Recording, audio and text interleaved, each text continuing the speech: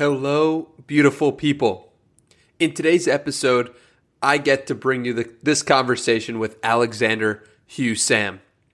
Alexander is a product manager by day and a learner by night, and we connected because of his writing, because of his newsletter, the Kaizen Newsletter, because I follow him on Twitter.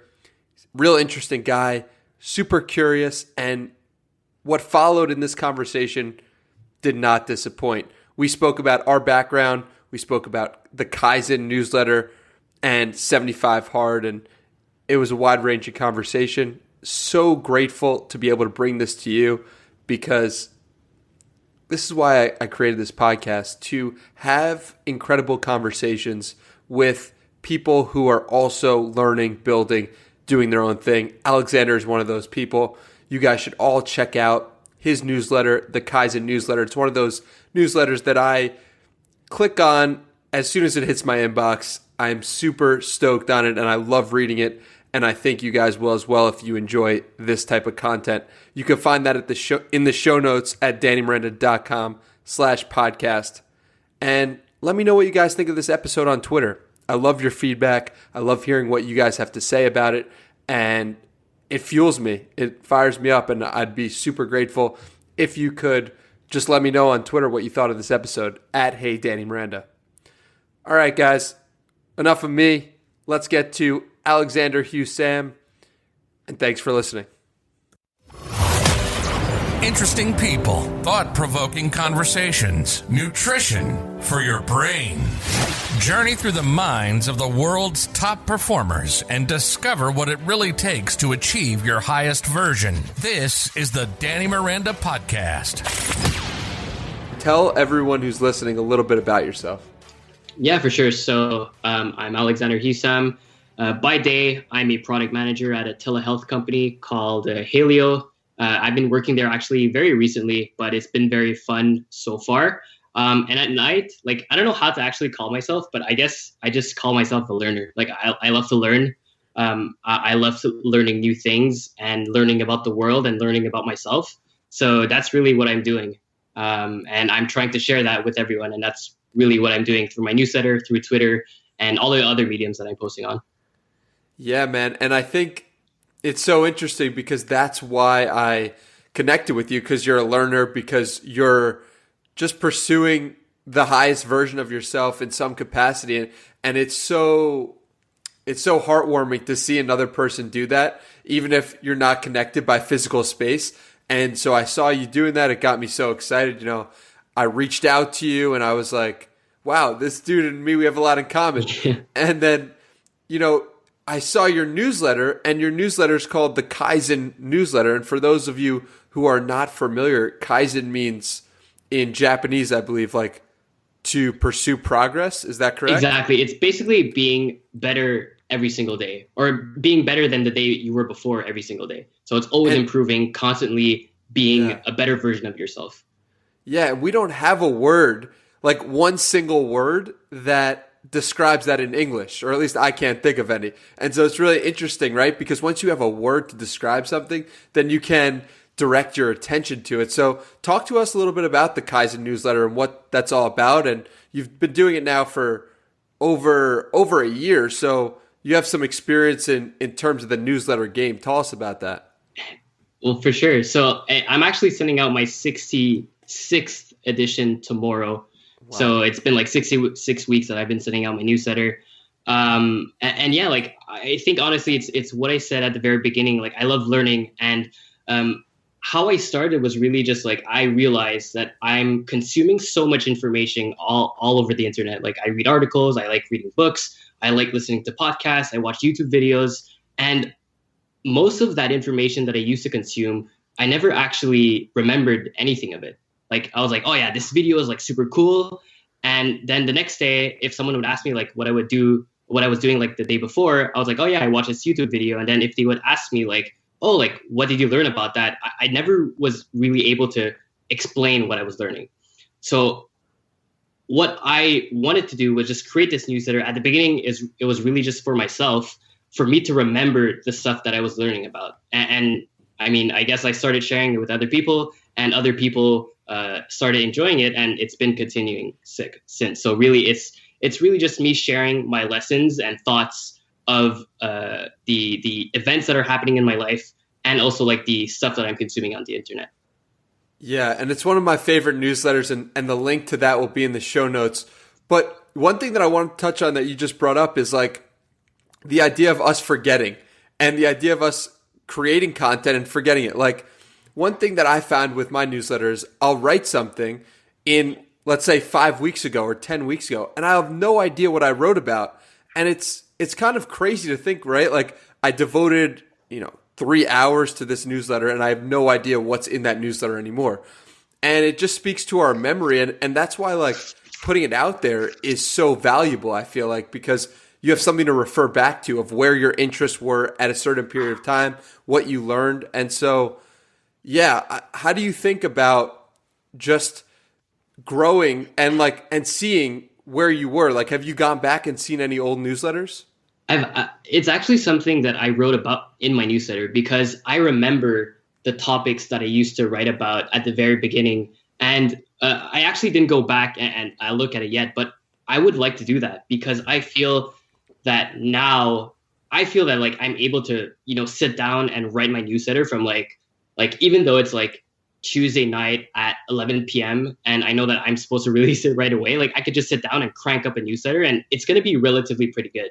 But at the very beginning, like I didn't have that confidence. So I'm sure that now if I look back, my writing definitely would have improved. And one thing I was thinking about doing is that actually taking those lessons that I learned in the past and trying to like rewrite them today and see how much better I can improve them. That's something I would like to do. But no, definitely, I feel that like in just 1 year, you don't really realize it like from on a week to week basis. So let's say like if I compare my writing to this week versus next week, this week to last week, then I probably wouldn't see a difference. But if you see from now compared to last year, I'm sure that the improvements are really crazy. And that's why I really believe in just like consistently publishing something every week, because you won't really realize it, but all of your small improvements that happen, like those 1% that you get better at every day, they compound. And in a year, like your improvements are going to be so crazy. Couldn't agree more, man. And so talk to someone who's listening right now and who might aspire to write 66 newsletters and who might aspire to be consistent. What tactics and what tools would you tell them? And how would you think about being consistent if you're just starting out? Yeah, it's funny because at the very beginning, I remember I used to skip a lot of weeks. So like whenever I didn't feel like it, I just wouldn't write my newsletter, and then I would go back the next week and write something afterwards.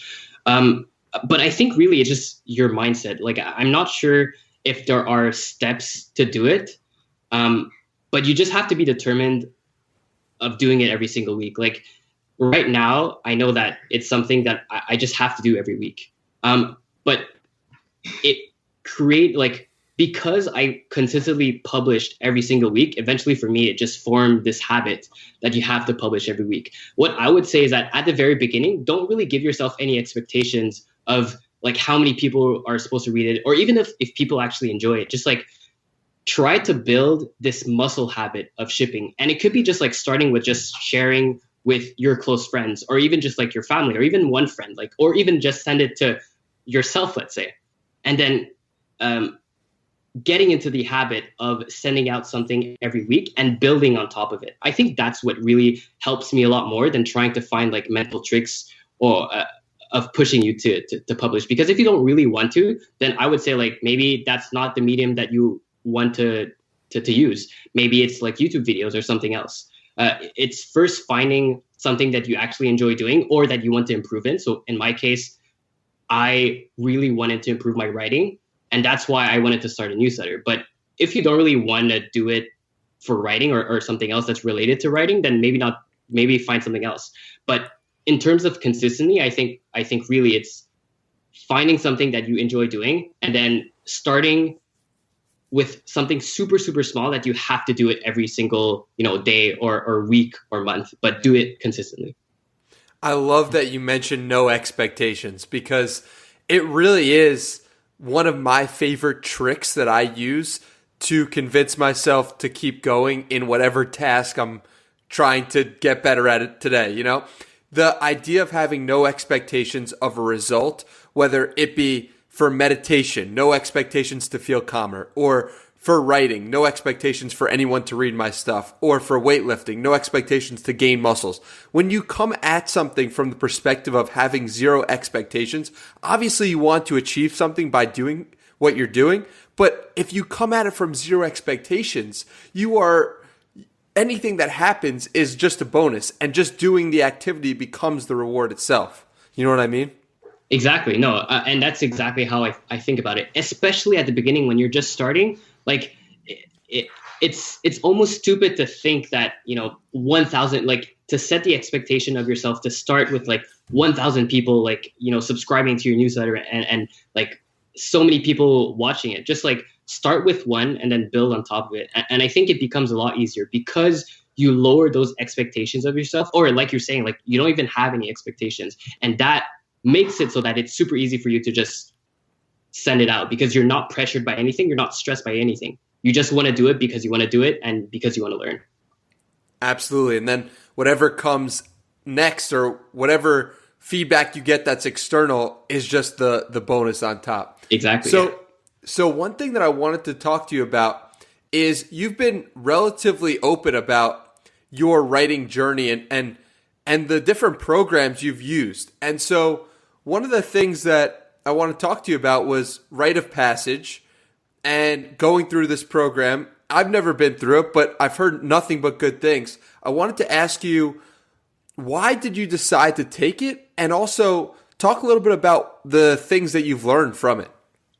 Yeah, well, actually, so at the beginning of last year, my goal was actually to start a newsletter. And I think rite of passage only started in May, if I believe, of last year. And from January until May, I always told myself, like I want to start writing. I should start this newsletter. And when David announced that, like he had this program called Rite of Passage, I think it was just like a timing thing that I really wanted to learn how to write. And I knew that in his Rite of Passage course, like he would teach us how to improve our writing, but also like build a website, build a newsletter, and start launching from that. And I think I'm someone also that excels more in a classroom setting. Like I got my university degree, and I like being surrounded by other like-minded people. Like I'm a very like team-based guy. Like I like being surrounded by other people. And I think just like being in a place where other people are also doing something and we're all trying to achieve similar goals, I think that's really what pushes me to actually take action. And that's why I thought that signing up for Rite of Passage really would push me to actually start doing something. And that's really what happened, right? So like I never had anything until last May. And finally I got pushed to, build a website, the website that you actually discovered me on, and also my newsletter that I started last year. So I definitely recommend it to anyone who wants to start writing, just because if you take Rite of Passage, it's kind of like a kick in the butt that you need to just like push yourself to actually do something and publish something. And that's really what I needed. And that kind of like started this writing journey that I'm still on today.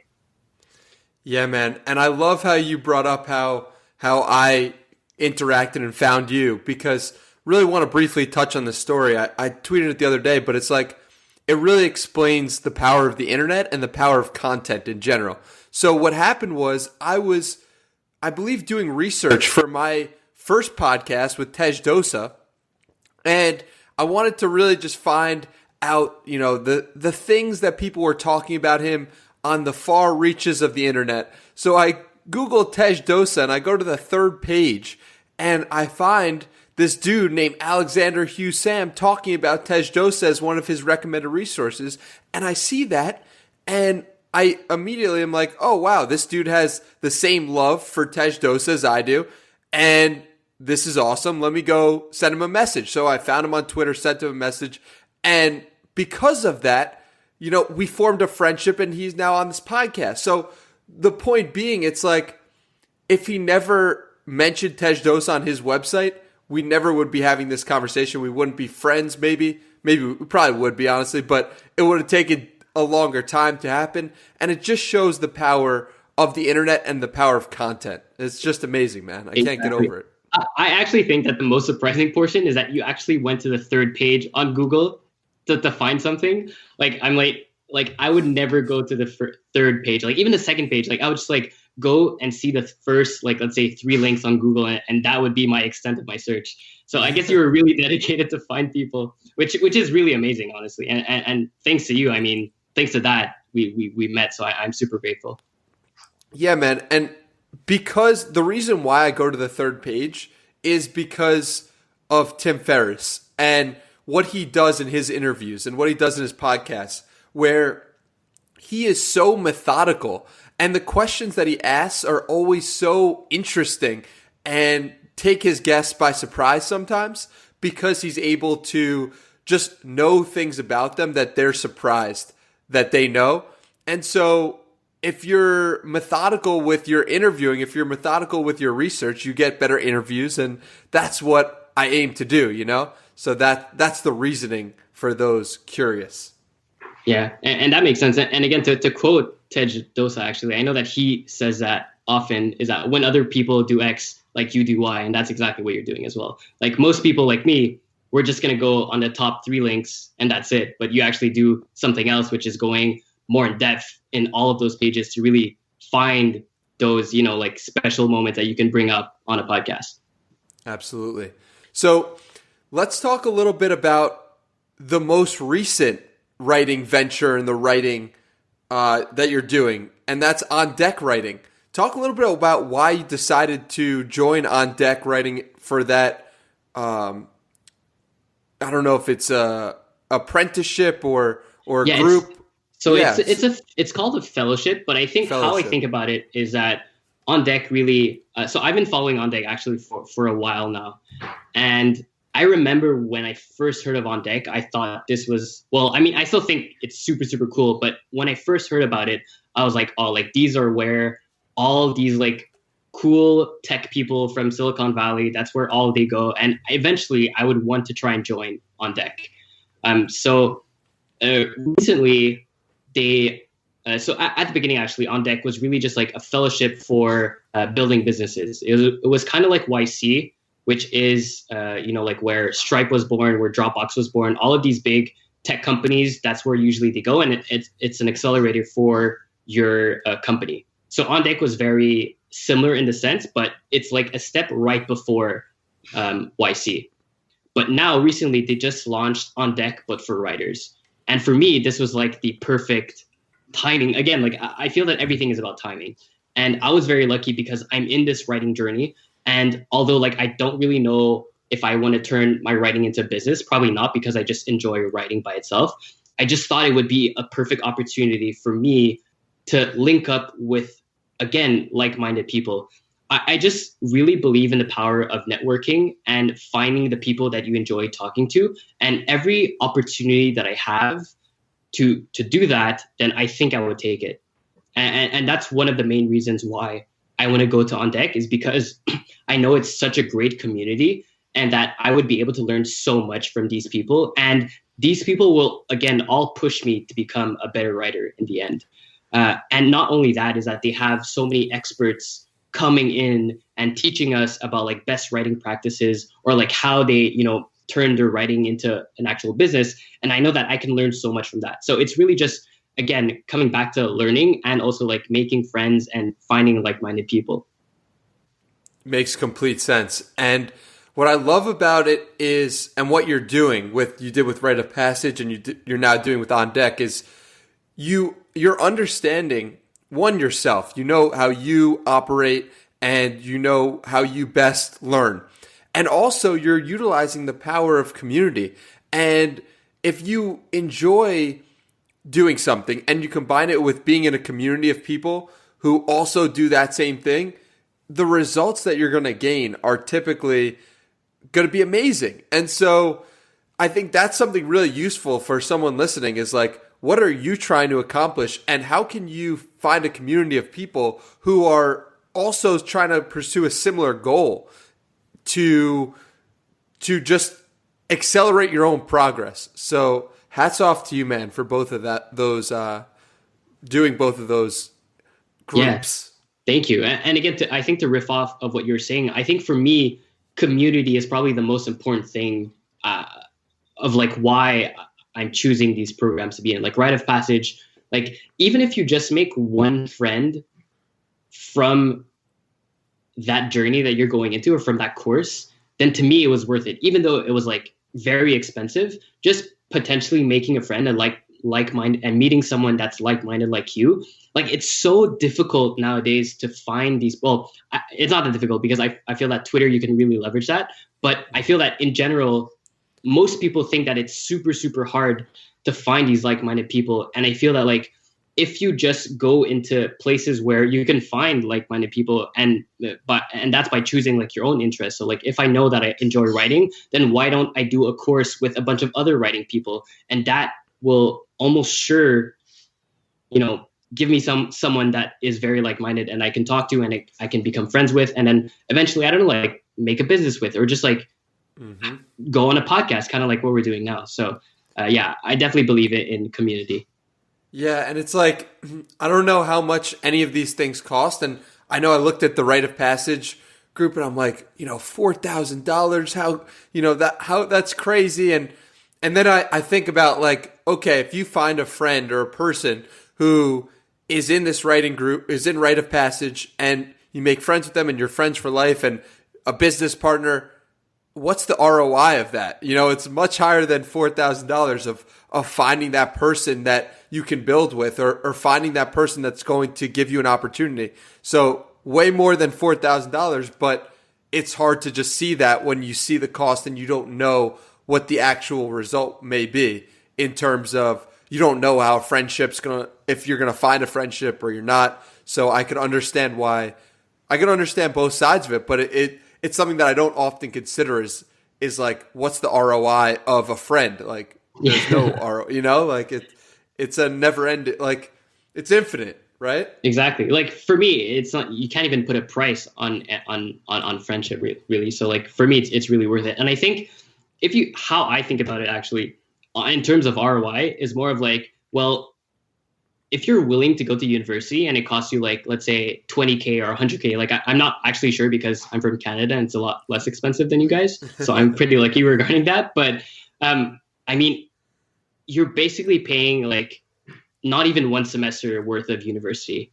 And you're paying towards something that you actually really enjoy doing and not just like class where, let's say, I only took maybe 10% of what I did in 4 years and that's pretty much it. So that's how I think about it. And to me, that's really worth it. Yeah, it makes complete sense to me.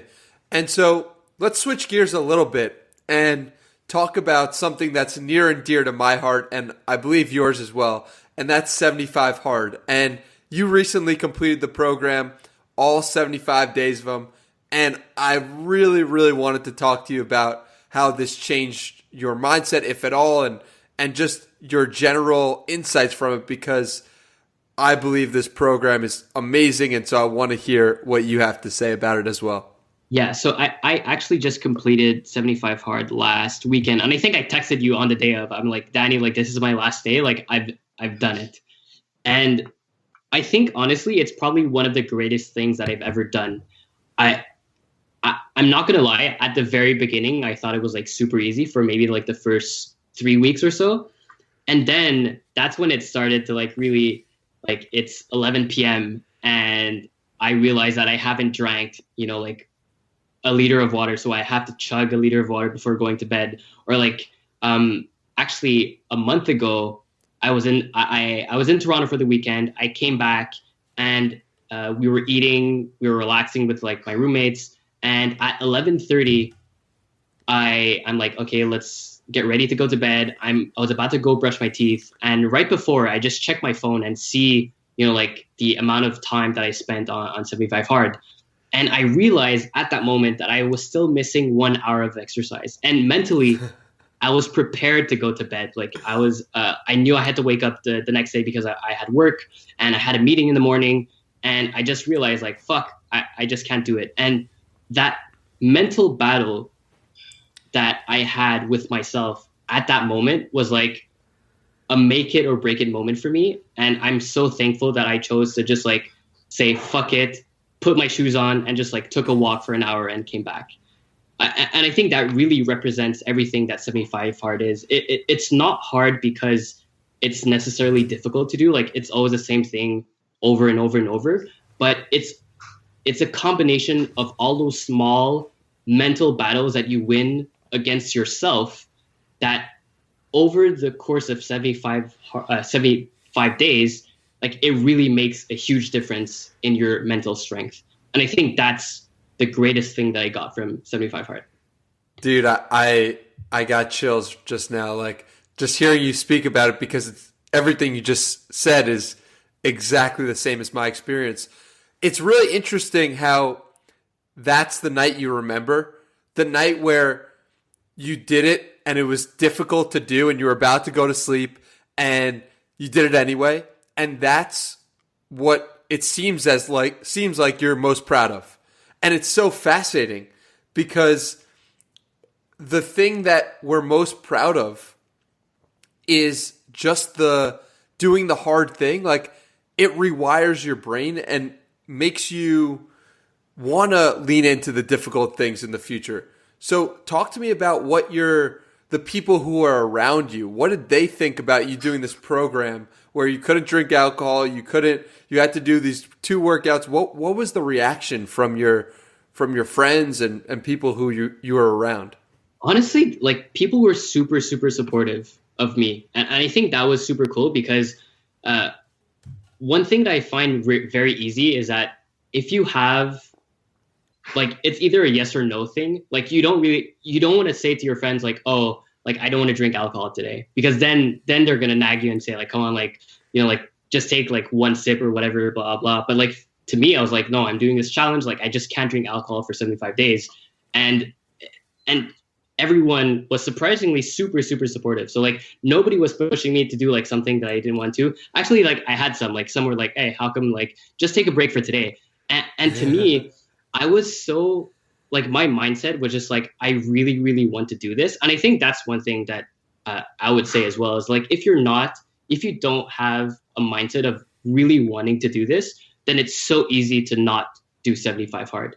Because then you can just tell yourself like, oh, like, let me just restart tomorrow, or like, oh, let me cheat and, you know, still continue with the program. But really, no, like it's really, what's really fun about the program, or I don't know if it's fun, but what I loved was just like all the small mental battles that you had throughout the whole program. And even like when my friends were like, hey, why don't you take a break today? To me, telling no to them was like super empowering for me, because I was like, no, like I can say no to that moment. And I know that that's why I'm going to complete 75 hard. And every time that you say no to yourself or to your friends, that like gives you like, let's say if you're like in a video game, that's like +1 mental toughness. And you want to get all of those points at the very end. This is so fascinating relating it to a video game, because it's like, it really is true, right? Where like a video game, I'm not the biggest video game player in the world, but it's like you have 5 things you need to do. You have a checklist that you need to accomplish. And if you complete that checklist, you move on to the next battle. And it's like each day relates to the battle, and each day like builds on itself. And when you get to a certain point, you realize, oh my God, I've already invested 56 days in this war. Like there's no way I'm going to stop. And it sounds like you had a similar mindset to me when I was doing this, which was like, I'm either going to complete this or I'm going to die. Like there's no in between. Like it's okay if I fail. If I fail one day, I'll just go back and do it. I'm not going to stop until I complete this. And that's really where you find the most gains mentally. And that's where, you know, you get out of it what you put in, right? And when you put in that level of focus and discipline, you get out of it a completely changed person. You know what I mean? Exactly. And it's crazy because you're mentioning it's kind of like you're either doing this or you're dying, because I felt that like metaphorically, if I didn't do this, then I would be killing someone. Like I would be killing the person that I wanted to become. And that's really the thing that I was thinking about while doing this, is that like in the past, I've always been this guy that started something and had no problem saying like, oh, you know, like just forget it. I'm just going to abandon this and then pass to like a new project and then a new project and then a new project. And I never actually completed anything. And I'm not sure if it was like because of ego, or like I know that I talked to you, so like obviously that encouraged me, or like I told my girlfriend and that also motivated me. But I just didn't want to abandon this program at all, because I wanted to show myself and others that I was different now. Like I can actually accomplish something, and I want to start with 75 hard. Dude, that's so powerful. What you said about you're doing it, and if you don't do it, you're killing the best version of yourself. That is so powerful, because it's like every opportunity we get that chance to not kill the best version of ourselves and pursue excellence. And so what's really interesting to me is you mentioned, like myself, being someone who previously could not complete what they said they were going to do. And so talk a little bit about how doing this program like shaped that or rewired that belief in you. Yeah, I mean, I'm not gonna like say that it completely changed me, and that, you know, like whenever I say something, I'm absolutely going to do it, and that's it. Like that's completely not true. But did it help me become that future version of myself that when I say something, I actually do it? Yes, because I just feel that, like, again, it's that mentality of when you know you are going to do something, then you are just going to achieve it. And I think that's something that I never had before. Before doing 75 hard, I never had that mentality of like, I know already that I'm going to finish it. And it's, you know, like time is just going to catch up. And at the end of it, I know that I'm going to succeed. And it was the first time feeling that sensation of success, even though I didn't succeed yet. And I think that now I can reuse that in other stuff that I'm doing. And I think that's something that I've never experienced before. And thanks to 75 hard, like now I understand that mentality. It's powerful. And so talk about what you've done after you completed it and what you decided to do after completing 75 hard for the rest of 2020. Yeah. So actually, because 75 hard finished, I had so many good habits that were like incorporated into my daily life. And I really didn't want to completely like push it away. And I'm also by nature like a very competitive person. So I think that challenges for me are something that I know push me. Again, like I think it comes back to knowing who you are as a person. And that's why, again, like we talked about like why I signed up to Rite of Passage and why I signed up to On Deck. It's because I love community. But I'm also a very competitive person. So like if you throw challenges to me, then obviously I want to win those challenges. And I know that challenges to me is a good form for me to actually do something. So since I knew that 75 hard was finishing, in my head, I knew that my next step was skill building. I wanted to learn something new. In the past, I've thought about like learning design or coding or copywriting. And I realized that I never actually dedicated myself for more than, you know, like a few weeks or a month. Again, it goes back to before doing 75 hard, I actually never really dedicated myself to something and actually succeeded. So now with the mindset that, hey, I just completed 75 hard, I can continue with this momentum up until 2020. Let me try and, you know, incorporate a skill to my daily life. And I chose copywriting just because, well, actually, there's like two things. One, I've thought in the past that like, look, I'm a product person, I'm a tech person. It would make sense for me to learn something that's more technical. So either coding or design. And that's what I've been, you know, like trying to learn for the past year or so. But another portion of myself was like, I want to actually follow people for who they are as a person. So for example, like if I look up to like, okay, let me restart that and just say like, I look up to Tej Dosa a lot. Like to me, his thinking on business, on spirituality, on pretty much life as a whole is something that I really strive to be kind of like him as well. But the thing is like Tej is like in a completely different sphere than what I'm doing right now. So to me, it didn't make sense for me to like follow in Tej's footsteps. Like I should choose, you know, like a Keith Rabois or someone who's prominent in the tech industry and kind of like follow their footsteps instead. But I really believe more that you should follow someone based on who they are as a person and not necessarily what they're doing in their day-to-day life. And that's why I was like, I really want to become more like Tej, and I like how he thinks. And since I already bought a bunch of copywriting courses that he actually, created, why not try and incorporate that? And then I can also learn at the same time, like how he thinks about spirituality and business at the same time. So that really factored in to my decision to learn why I should be copywriting. And it also blends well with the fact that I am writing a lot as well. So I think that improving my copywriting would also improve my writing at the same time. So all of that to say that my goal for end of 2020 was really to improve my copywriting. But then I was like, okay, well, yes, I'm going to improve my copywriting, but I also still want to incorporate all of these things that I just learned from 75 Hard. Like, I still want to drink a lot of water. I still want to exercise at least once per day. So what can I do? So I created this overall challenge that incorporated everything that I wanted to do. So that includes like copywriting. I want to do like meditation because I've been doing that like last year, but I stopped. So I want to restart meditation, and I want to continue drinking water, and I want to exercise as well. So it's like a huge challenge, kind of like 75 Hard, that incorporates a bunch of different things that I want to do. And my goal is to do that for 100 days straight. It's amazing.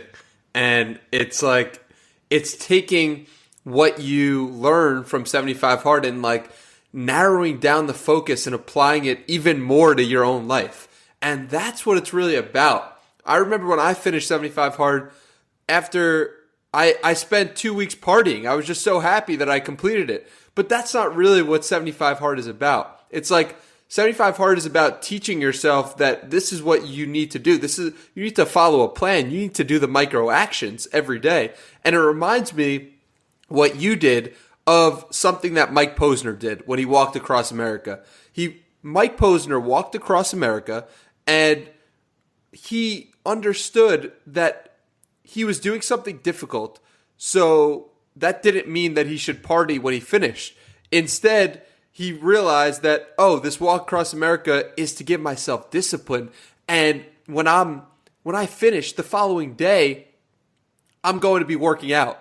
And most people would be like, "Oh no, Mike, relax, take your days off. You earned it. You walked across America." He was like, "Nope, 6 a.m. the next day, I want to be boxing. I want to be in the gym. I want to be working out." And that is the mindset of someone who understands what they completed and the purpose of what they did. So huge hats off to you. Thanks, man. But I do want to say, like, I remember, like, when it was last Saturday on midnight on the dot, I was like, my friends were filming me with like beer and like chicken in my hand and just like celebrating because I just finished 75 Hard. So, I mean, I still believe in like celebrating your goals and successes. But I also believe in like, hey, like I took, I think, 5 days off. And I was like, look, I want to get back into it. Like, I want to continue being healthy and living a healthy lifestyle. So that's why I decided to restart a new challenge almost right away.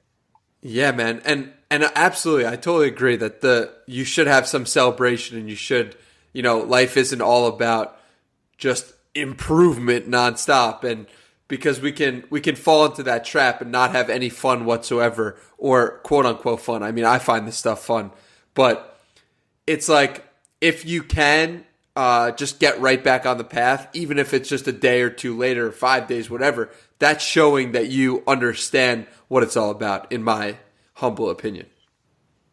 Exactly. Thanks. Yeah. So I like how you mentioned basing what you're doing based on the person rather than the field you're in. And so talk a little bit about why you admire Tej Dosa, and talk a little bit about people who have influenced you on your path so far. Yeah. Well, so there's like two parts to the question. So I guess I can start with the first one in like why I believe that you should follow a person and not necessarily what they're doing. I think it's just because in the course of your career, like overall, let's say, you're going to be doing so many different things it's not like before where, let's say, you would go work at a certain company and then for 30 years you're going to stay at the same company and then, retire and that's it. I think nowadays, especially with the internet, like you can change careers almost every 5 to 10 years.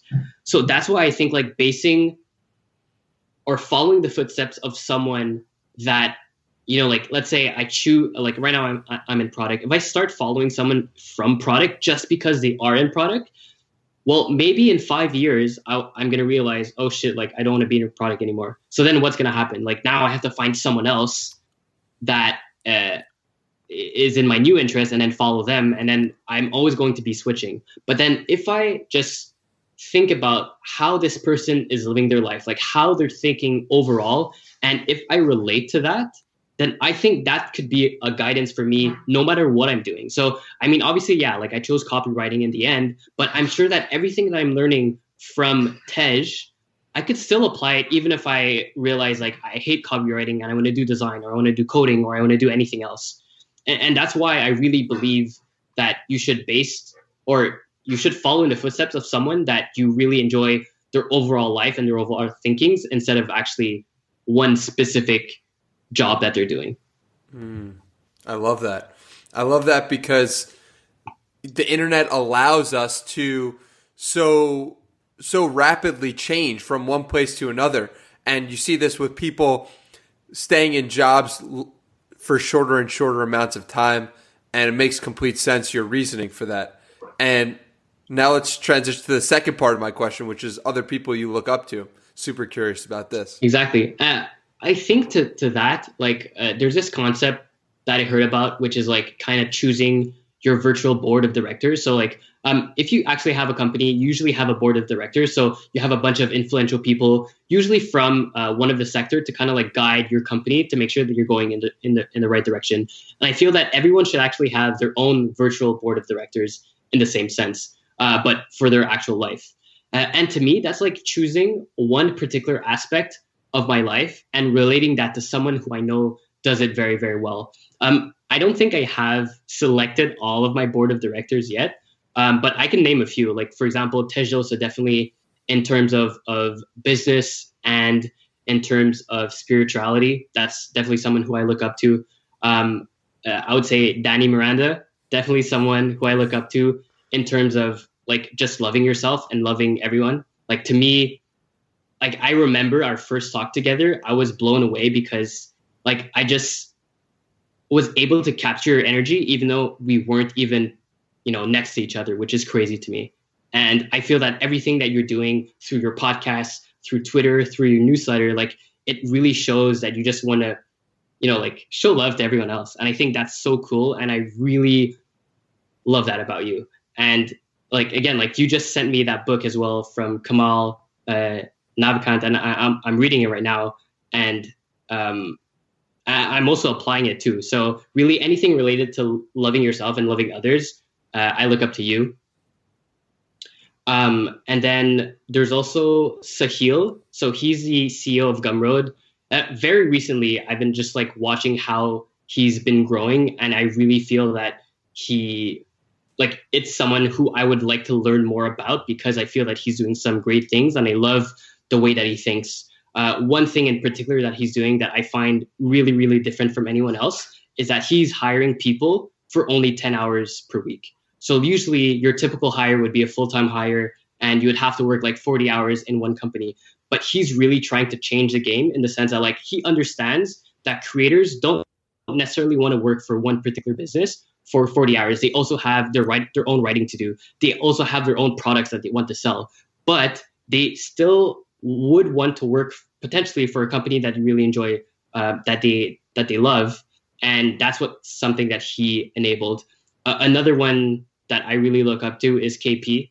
KP most recently, he just got his dream job at On Deck actually, and he did that all through Build in Public.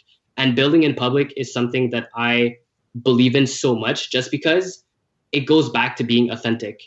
You can't build in public and not be authentic at the same time, because build in public basically means you're sharing with everyone else who you are as a person, all of your successes, but also all of your failures. So for now, if I had to choose, it would be, these four for now. But like in any area of my life, I would want to try and find that person that I really, really relate to and try to understand them a bit more and what they really do in that particular aspect. And then whenever I'm thinking about like, like I'm having a hard time, let's say in love, then I would be thinking like, oh, what would Danny do? Or like in spirituality, then I would be thinking what Tej is doing. So that's kind of how I'm thinking about it right now. That is such a great mental model to have. And first of all, thank you for the kind words personally. And you gave me so many directions to take this conversation. And I'm so excited because so the first thing that sticks out to me about Sahil is the 10-hour work week. And it really is so interesting, right? Because we have these ways that it's always been. It's always been 40-hour work week for our lifetimes and for our parents' lifetime. And everyone knows it's a 40-hour work week. But why, right? It seems so outdated. And he's doing something so simple, which is just questioning the norm and just changing it to more current times. So, dude, that's crazy and such a good example and such a great way where we could think like, what are we doing today that we think of as quote unquote normal that actually could be done a lot better, you know? Exactly. And one thing that I really like is that, like, I mean, I feel that obviously for a company, you want someone that's super dedicated. But I think that nowadays with all of these creators, and you have so much opportunity of just like doing other stuff by yourself, that Sahil really understands that like his potential customers, and that it's way better to have someone that's fully dedicated for 10 hours than someone who's just like working for 40 hours, but actually not really caring of what he's doing. And I think that's what he really sees. And that's what I really love about him. He's trying to extract all the value out of the person, or the most value that he could get, where if he was paying them for 40 hours, they might only be doing 10 hours of really high intense work. And that's just so brilliant. Now, to talk about KP is someone who I want to have on this podcast, and I actually may have had him on the podcast already by the time that people listen to this one. But talk to me about like how he started this process, if you're familiar, and why he decided to start applying to jobs in public and is so brilliant. And so talk a little bit about that. I mean, I'm sure that he would be able to tell his story a lot better than I'm going to try and do. But I think in his belief, and again, like it's really just part of this movement of build in public, is that he really believes in sharing his process. Like he doesn't want to be hiding anything from anyone else. And he's so willing to help others. And that's why he just provides content, because he wants to help other people. I think he also puts himself in a position of like when he was younger, what he would have liked someone to do as well. And that's his mentality of like, yeah, I just want to give everything to everyone. And the beauty about building in public and giving away all of your secrets and like helping even your competitors is that eventually people are going to see what you're doing and they're going to be amazed of what you're doing. So when you apply to something or a job like he did, I mean, he didn't actually apply to one specific job. He just said, hey, I'm free. Like I want to apply to like a startup. Like you already know what I'm good at. Like give me your best offer. And he's basically waiting for it. And I find that so cool, because normally when you think about applying to jobs, you're like, I'm going to go on LinkedIn and like reach out to all of these like recruiters, and like it's going to take them like a month and a half to reach out to you and schedule all of these interviews. But for KP, he basically said like, look, you already know what I'm doing. I don't even need to do a CV or anything.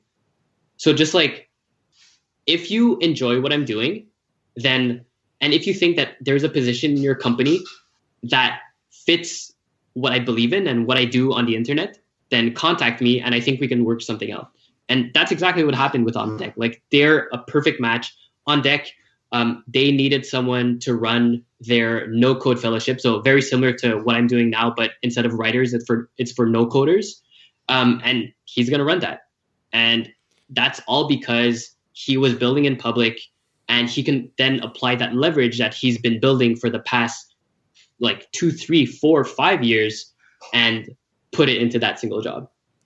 Yeah, and it goes back to what we were saying right before about Sahil, and he's just, what KP is doing is just taking something that, you know, people always apply to jobs, and there's a way to go about applying to a job, and he's saying, oh wait, like I don't want to do it like that, and I'm going to do it a new way, and that way is really interesting, and it worked out for him. Hopefully it works out for him for a long time, but it's super fascinating when you realize that the internet is relatively new and that the way things were done in the past are not necessarily the ideal ways to do them in the future. Exactly. And I think that comes back to one of your tweets also, that you're saying that, you know, we're just only starting on the internet. Like, you think that maybe you're late on something, but no, you're actually super early, and that it's only going to evolve from now on.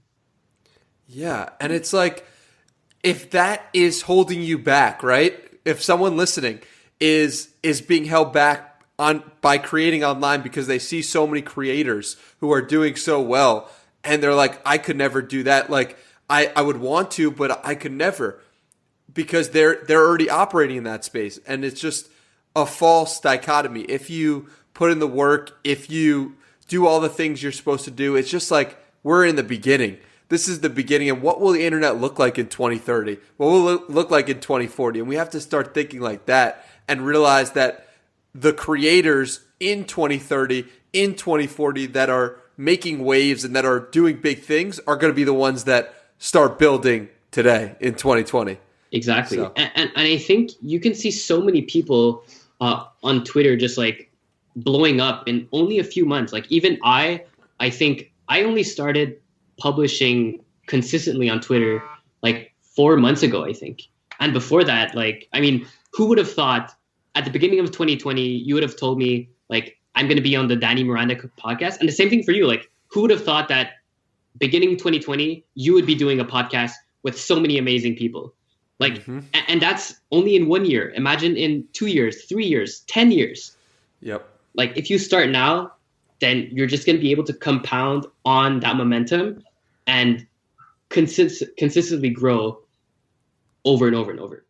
Yeah, I was just telling you before, listening to Anthony Pompliano talk about his strategy, and Anthony Pompliano has probably, I don't know how many followers, over 300,000, and on Twitter, and just an absolute beast in what he's doing. And he's talking about starting in 2017 or 2016. It's like, you rewind the clock and realize that's not that long ago. And it's like, what's possible if you just do you over that time period and are consistent? It's like, the potential is really so infinite, really. That's how I think about it. The potential of the internet is infinite, and it's way bigger than we can imagine, because we imagine, okay, you go and talk to one person or another person, but the internet doesn't work like that. As you said, the internet works as compounding, and our brains aren't equipped to deal with that. It's so amazing once you actually start applying those lessons. Exactly. And just also saying one thing about, like, if you're scared that there's so many creators, like, it's like the internet is not a zero-sum game. Like, everyone can have their pie and also give other pies to everyone else. Like, you can have your pie, I can have my pie. Like, we will all be able to find our own quote unquote niche, and, you know, we could potentially live from it afterwards. And that's not something that should prevent you from starting. Absolutely. And by being you, right? Like, by being you can, by being the most you can attract people to, exactly, as you say in your Twitter bio, right? It's like, that is really what the internet's all about. And from doing these interviews and doing these podcasts, I've noticed, like, the common theme is just people being their authentic versions of themselves. And that's the reason why I want to reach out to them. That's the reason why I'm so fascinated by what they're doing. It's like, these people are being themselves on the internet.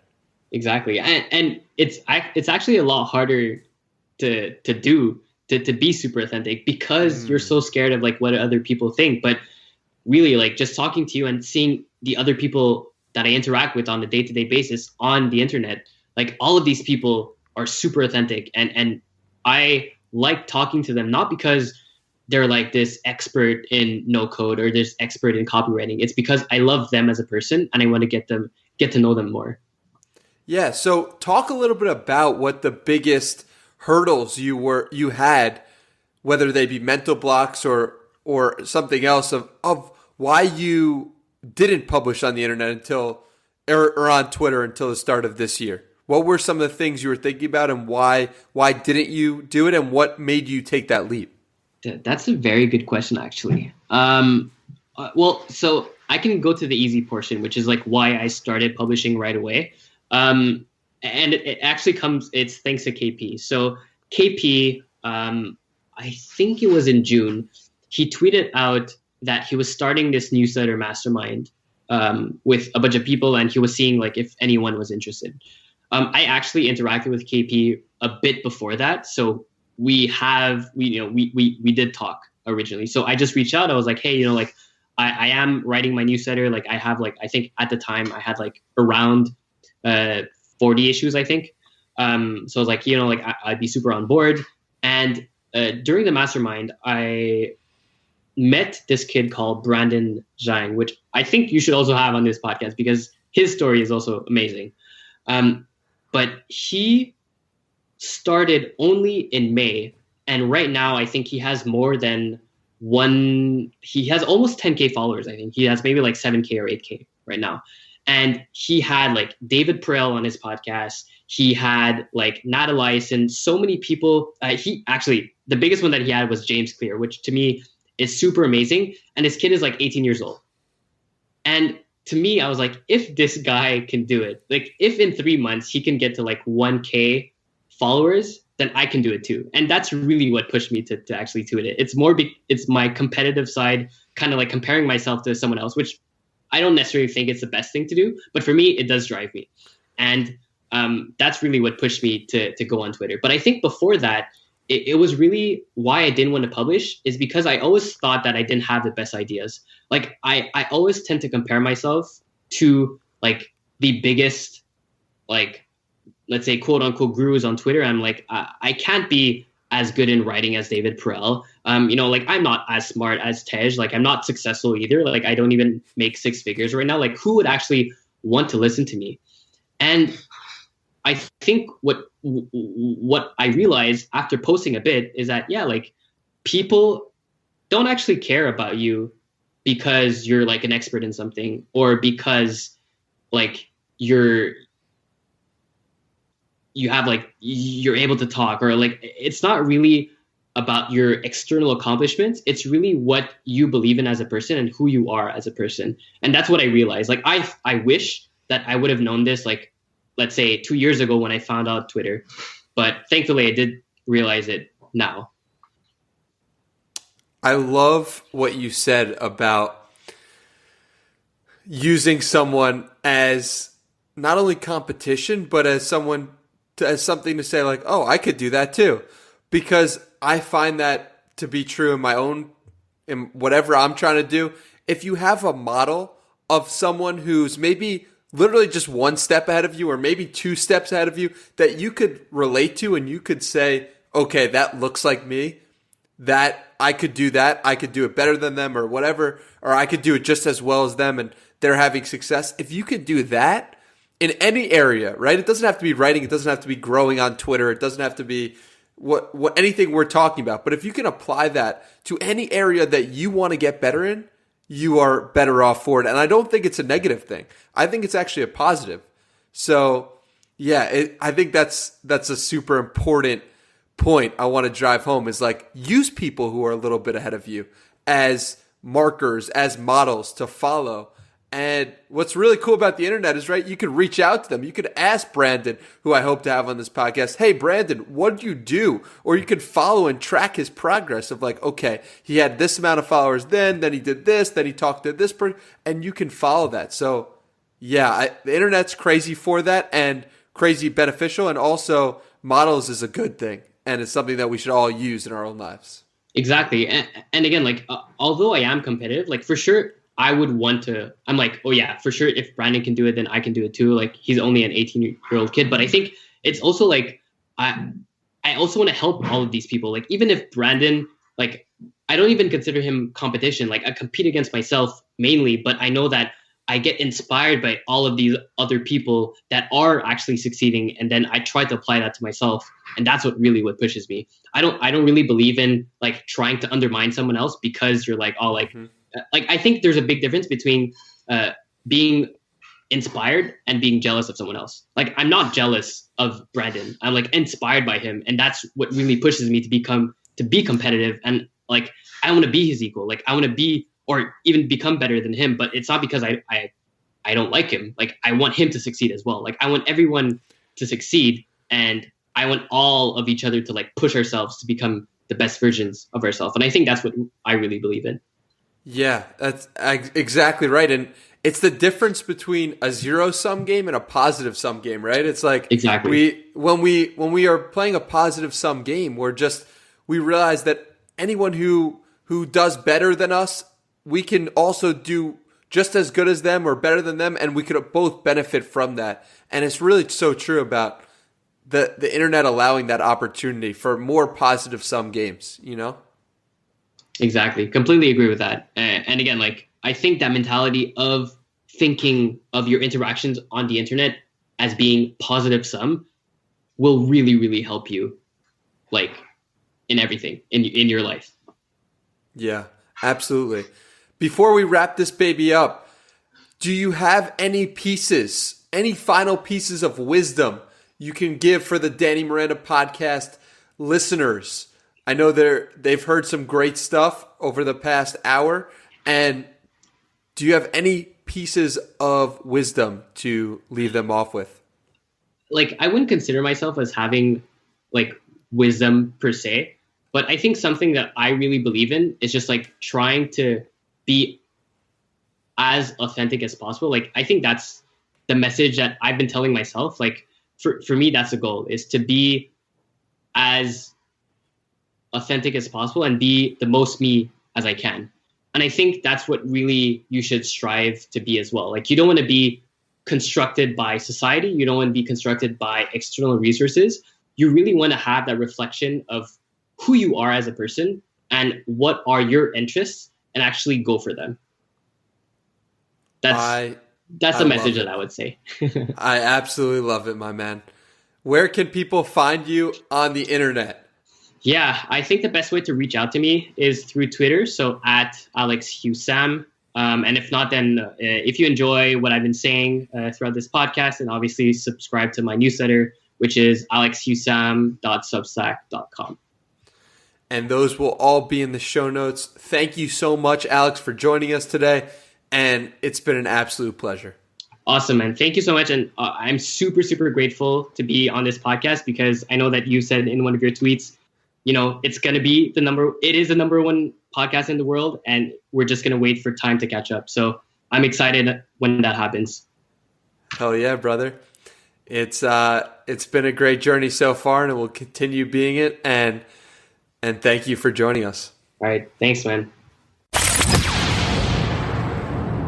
That was my conversation with Alexander Hugh Sam. If you guys enjoyed this episode, as always, let me know on Twitter at HeyDannyMiranda. Thank you for listening until the final seconds. I appreciate the hell out of you. And that's all we got for today, folks. I'll see you guys in the next one.